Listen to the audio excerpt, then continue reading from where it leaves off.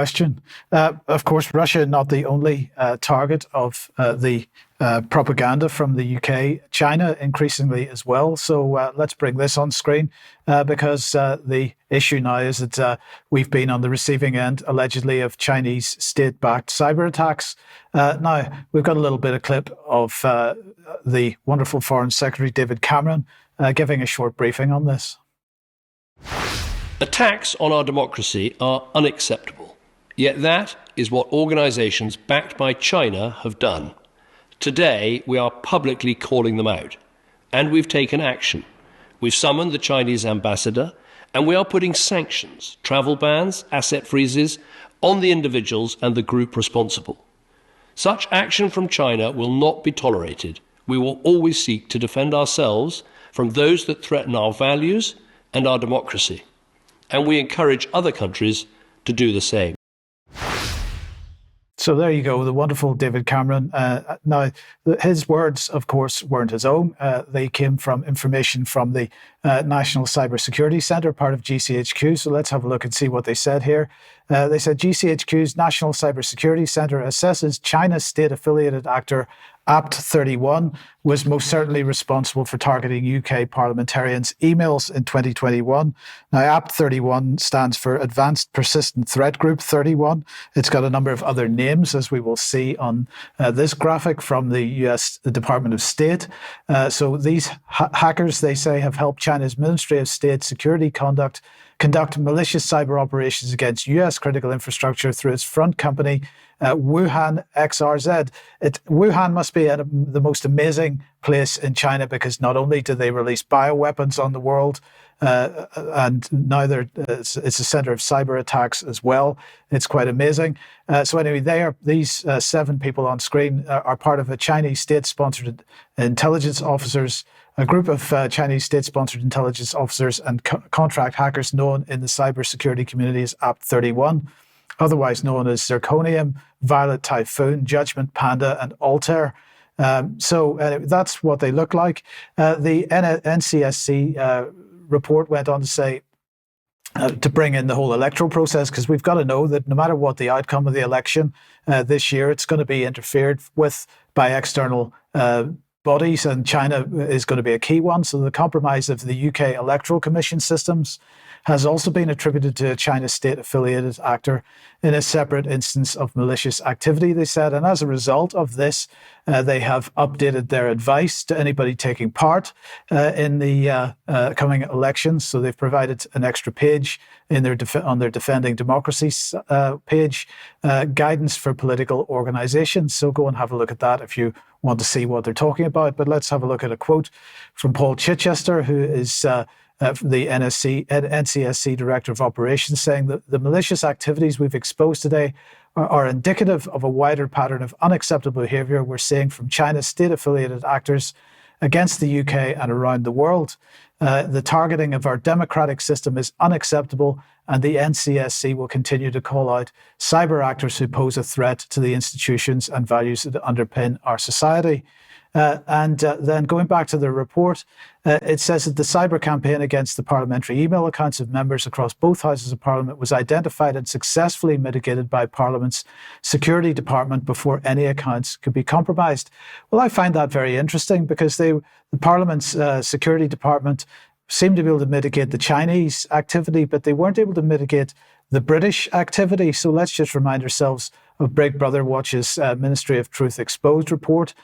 We had covered some of this in the past, but let's just remind ourselves what this said. Secretive Whitehall units have been monitoring government critics' speech online, including MPs, academics, journalists, human rights campaigners, and the public, under the guise of combating disinformation. Our report, that's Big Brother Watch's report, Ministry of Truth, the secretive government units spying on your speech, revealed for the first time the truth behind the government's 5 anti-fake news units and how their mission of countering disinformation quickly turned to countering dissent across the UK. Now, I would dispute the first time bit because we'll bring the graphic that we produced back on screen in a minute, but let's just remind ourselves what they went on to say. They pointed out that Caroline Lucas, Green Party MP, was included in an election disinformation report for calling the former Prime Minister Boris Johnson a liar.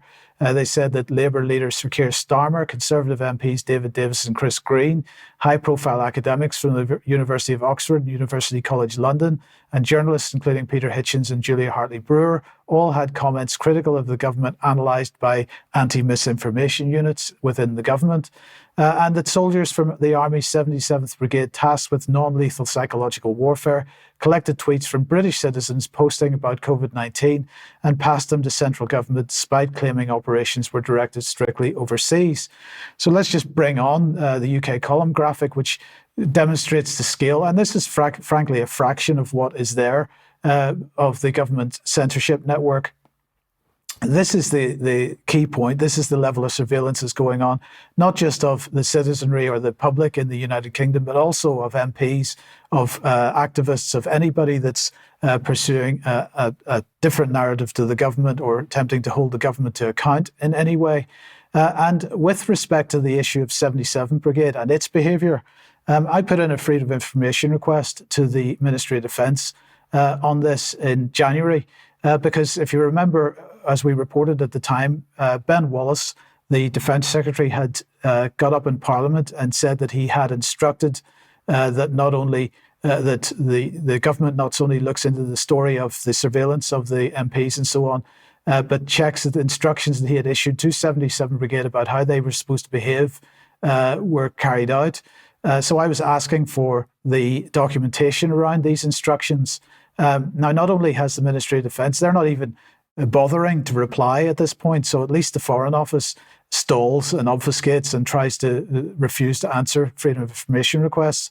The Ministry of Defence on this issue is absolutely in breach of the law because they are not even responding or acknowledging receipt of the freedom of information request from me at this point. It's quite impressive how they seem to be quite happy to ignore the law in this case.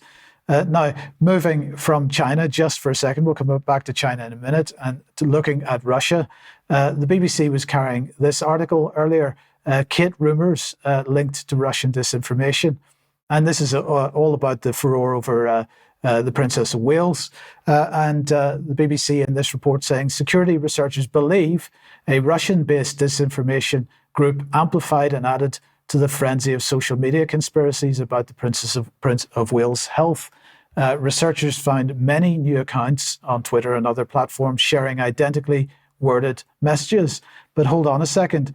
Just as it's the UK that are doing the majority of the surveillance on the UK public and on MPs and so on, and not China, it's the UK and others are Western-backed interests that are doing most of this behaviour on Twitter. So let's remind ourselves about NAFO, for example, who behave in exactly this way. We should also mention the Mutton Crew as well, who seem to behave in this way. And of course, we should remind ourselves that Integrity Initiative was a British exercise in order to build an anti-Russian, a Russophobic narrative. Didn't end with Integrity Initiative, which is a private organisation within Parliament itself. The Intelligence and Security Committee of Parliament published their Russia report, absolutely to build up a Russophobic narrative. And the same committee published their China report in order to build exactly the same type of narrative. So I'm going to say at this point, these are my words, Russia and China are no threat to the British people. The real threat to the British people is the British government, the media industrial complex, and the NGO/CSO industrial complex. And just to highlight that last point to begin with, what do we have in terms of soft power projection from China? We have the Confucius Institute on one hand. And what does the West have? We have all these foundations, all these tax-exempt foundations that are operating both domestically and abroad. And this is just a fraction of the tax-exempt foundations that push certain types of policy agendas in the West. And then coming back to my comment from a second ago, if we just highlight the British government part, the real threat to the British people is the British government. Let me just remind everybody of the integrated operating concept. Go and look for this document and read it. I'm just going to take one particular quote from it. The old distinction between foreign and domestic defence is increasingly irrelevant. Home is no longer a secure sanctuary whence we may choose to launch interventions unhindered. Away is no longer a regional horizon, but a global one. Similarly, the front, it no longer lies in some distant theatre of operations, but is within the port, airfield, or barracks. Charles, the British government and their poodles in the British mainstream media and the various NGOs and CSOs that are assisting the British government, none of these organisations hold the British government to account. The level of surveillance on the UK public and even on MPs by the British government and its intelligence agencies vastly outstrips any behaviour by Russia or China. So therefore, my feeling on this is they are our enemy, perhaps, but certainly we should be holding them to account first before we start looking abroad. I quite agree. It's an enormous distraction or deflection. And just thinking about the text there from 77 Brigade talking about non-lethal psychological warfare, people might be wondering what lethal psychological warfare could be. And I would say that would be the creation of the state of emergency around a fabricated pandemic, which caused people to behave in such a way that lives were unquestionably lost, particularly among the elderly community who were dealt with in an absolutely appalling fashion by people who, for the most part, panicked, of course, egged on by exactly those that Mike describes. So yes, I mean that's very sinister. Then a lot of it's in plain sight. I reported last year on the activities of His Majesty's Government Communications Centre, the HMGCC, which is developing openly with the private sector a device to effectively clone SIM cards in order, it says, to be able to safely track its own employees. But I don't think it takes much of a mental leap to consider it could have other applications. So this continues all the time. On sanctions, David Cameron, I mean, it's frankly just waffle. We spoke last week about the effect that sanctions have not had on Russia. So talk about cutting off your nose to spite your face. I mean, he's got to decide really what's the goal of that? Who's it going to hurt more, China or the United Kingdom, or at least the people who are paying his salary in the United Kingdom specifically? So, I mean, this is a minefield, and I'm sure we could go on talking about it for a long time. But no, I mean, I absolutely agree with you, Mike. I really do. Yes. Okay. Thank you, Charles. We'll talk a little bit more about this in extra as well. Okay. If you like what the UK column does, you would like to support us, the options to help us are on support.ukcolumn.org. All the options are there. Please do have a look at that if you possibly can, because we can only do what we're doing with that support. You could pick something up at the UK Column shop, but please do share anything you find on the various platforms, especially ukcolumn.org and ukcolumnextracts.co.uk. Now, Charles already mentioned his interview with Morgan Lorette. That is, or maybe he mentioned that during the pre-show discussion that we were all having. So, Charles, just very briefly, give everybody an overview of this.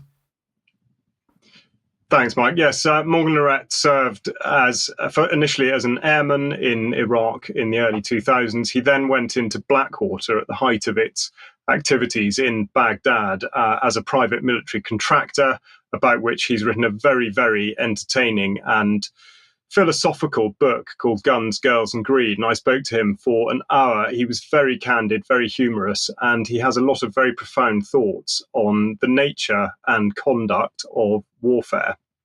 Thank you for that. So have a look at that if you possibly can. Tomorrow at 1 p.m, the third part of The Green King. This is No Smoke Without Fires series with Brian and Debbie, but this is the third part looking at the Green King, which is of course King Charles. Do have a look at that 1 p.m. If you possibly can tomorrow. And Debbie's blog is up if anybody would have a look at that more on the MHRA and the MHRA board meeting and so on. So do have a look at that if you can. And finally, just a very quick reminder that we are taking an Easter break this weekend, so there'll be no UK Column news on Friday or on Monday. We will see you at 1 p.m. on Tuesday for the interview that goes out then, and then the next news programme will be on Wednesday next week.